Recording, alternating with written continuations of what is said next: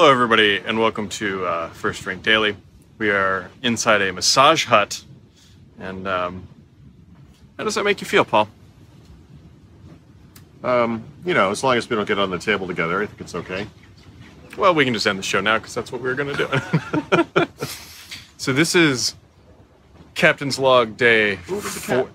There is a cat. There's a lot of cats here. A lot of cats, not a lot of mice. No, I think those two things are related. But this is day 4. And what have we done today? We worked by the pool. We did. That was strenuous. We also worked a little bit by the beach. Yeah, yeah. We did attend a fireside chat. I will point out that there was no fire. Yeah, not even anything remotely warm. Actually, the stage was bathed in the color of blue. So I was curious to see what would bring Microsoft and Google on stage together at a Qualcomm event, and as it turns out, the answer is AI on the edge, meaning on-device AI as opposed to cloud-based AI. Yep. Which is suddenly the hot new thing. Yeah. So it's it's a good thing they invested all those billions into cloud AI. Well, I think you need both, but Yeah. it's. I mean, it was a somewhat. Yeah, okay, we're too dumb to understand what was probably going on stage. Yeah, the two people on stage were research engineers. I think the guy from Microsoft was the distinguished engineer, and there were a lot of big words. A lot of like pico. Pico was the hot word of the day. Pico wavelength, pico meter. 7 pico, nanometer technology. Pico watts. And I'm sitting here waiting for them just to say Pikachu. A good code name for a chip. Maybe it's the next Snapdragon. So it's been a pretty strenuous week. Unfortunately, this is our last full day here. Yeah. I can't stress this enough. This place is beautiful. It's beautiful. Like it's. Are you talking about the island or the massage hut? No, not the massage hut's actually kind of a dump, but just the place. Like, can you pan? It's just this random view. It's no big deal per se, but I look at this place. Yeah, those are the back sides of some rooms. That's quiet. A baboon. Clean, it's nice. Jeez. Yep. There's all kinds of wildlife here. We got some lush tropical jungle on this side. Yep. Butterflies and birds. And a cat. And a cat. And a cradle on the silver spoon. The happiest cat on earth. Yeah. Can you imagine being a cat here? Yep. It's like, oh, it's so sad he's homeless. No, I think he's doing okay. Like, I feel like we should take a cat back to the mainland. But he would hate you. Yeah. Well, they need to know their place. What is this feeling that I have? It's called cold. Didn't exist where you used to live. But I do want to talk about one thing here, Paul. You wrote up a very important... wow. Yeah, I know. It hurts. Don't worry. Before I get to that next sentence, the behind-the-scenes footage coming along pretty well. Okay. I'm nervous about this because, from my experience, most of the video we've shot has basically been Brad making fun of me. I realize that's probably not different from the usual... Yeah, he's not wrong. There's a couple... You ripped on me a little bit. Yeah, well, sure, we're together. Well, yes. I mean, I'm not so red anymore. I was much closer to Snapdragon Red. Actually, this plant right back here. I look like that on Tuesday. Yeah, that's true. Lobstered. All right, anyways. So, Paul, and through conversation at lunch and breakfast today, we think Windows 10s...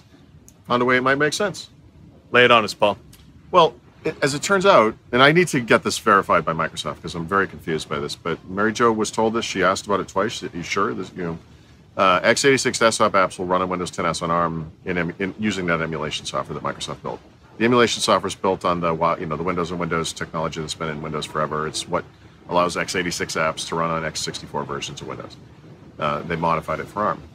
Obviously, it's not possible in Windows 10s on Intel to run desktop apps. It's artificially blocked by Microsoft. But this kind of approach suggests how they could get there. Now, I think they should add this to Windows 10s on Intel. The ability to run virtualized desktop apps gets around the issues with running desktop apps on Windows 10s, which are reliability, battery life, and so forth. And so here we have this middle ground between the needs of Microsoft with Windows 10s and reliability, again, battery life, and so forth, security, and the needs of users, which is compatibility. And suddenly it's like this kind of makes Windows 10s make sense. It makes Windows 10s on ARM makes more sense than Windows 10s on Intel. So I'm not 100% sure this is, I want to be clear, this is basically speculation based on things that people have told me who I trust. But this is a very interesting path forward, I think, for Windows as a platform. And the thing that might actually make Windows 10s make sense, where today I don't feel that it does. One of the things, too, we kind of briefly talked about was actually how they could separate Windows 10s, which I still believe might just become Windows 10 Home at one point in the near future. Yes. How they could separate whatever S and Pro is Right. that on Pro, when you run an x86 app, it's running on the metal. You're going to get better performance, Yep. and it's going to run better, like gaming and high-end applications. But with Windows 10s, you can still run the same apps, but it's going to be in a virtualized environment, give you better security. It's not going to allow anything to corrupt the system, Yeah.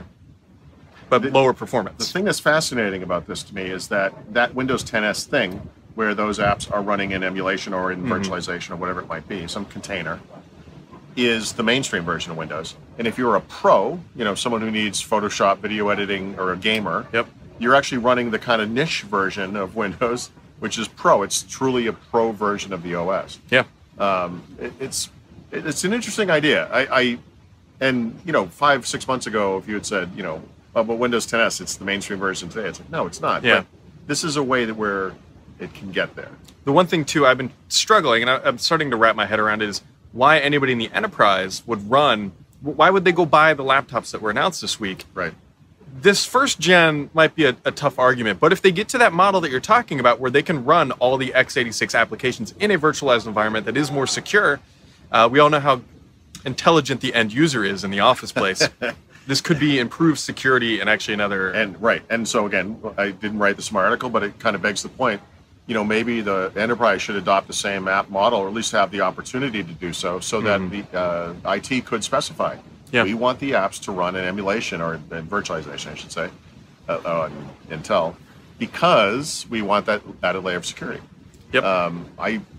Microsoft has the technology. Yep. It's not just emulation. Emulation is just the ability to run something on a thing. It's more like virtualization or using containers, however you want to say it, an app V style way of shielding the app from the OS and shielding the OS from the app. I fully agree. And so obviously on low-end hardware, this could be a little bit of an issue. But Yeah. as we get to more cores and more performance out of those lower-end segments, the chips exist. If you go through all this stuff on a Threadripper or an i7 or i9, I would be willing to bet that with a virtualization layer, you probably wouldn't notice too much. There's going to be a performance ding. We know that, but I don't think it's going to be something that you would notice. Right. As that technology scales down into entry-level chips being quad-core, this might be a real possibility. I was chatting with Mary Jo about this morning on Skype, and I was saying, the problem with Windows 10s obviously is you can't run those apps. I would rather have the ability to run Chrome or whatever a little more slowly than not run it at all. Or as I said, I'd rather be slow than no. Right? Put it on a bumper sticker, folks. So that post is up now. Definitely worth a read. And Wow, we're ending the week on a compliment. Yeah. It's just, I don't even know what to say. we'll see if there's a podcast tomorrow. It's not so much the issue of us recording it, it's that we then have to get it uploaded. Yeah. And we Don't have a unfortunately have to get on these large metal contraptions tomorrow and inhale a bunch of diseases, Recycle there and whatnot. and fly home. Sure. So, you got anything else for today, Paul? I'm renting a convertible and driving into a volcano. We don't actually drive into the volcano, do we? I don't. Whatever it is. You driving get pretty to- close. You're up on the crater rim. You get above the clouds. You're going to be in the cloud, Paul. No, finally. To the cloud. Maybe you can upgrade my OneDrive storage while you're there. Yes. All right, guys. That does it for today, and possibly this week. We should be back. Well, I was going to say relatively normal schedule next week, but I am traveling Tuesday through Friday of next That is week. amazing. Which, I'm really proud of myself for doing this one. So we'll be podcasting every day next week. It'll just be a garbage experience for me. So Perfect. enjoy your weekend. Bye-bye.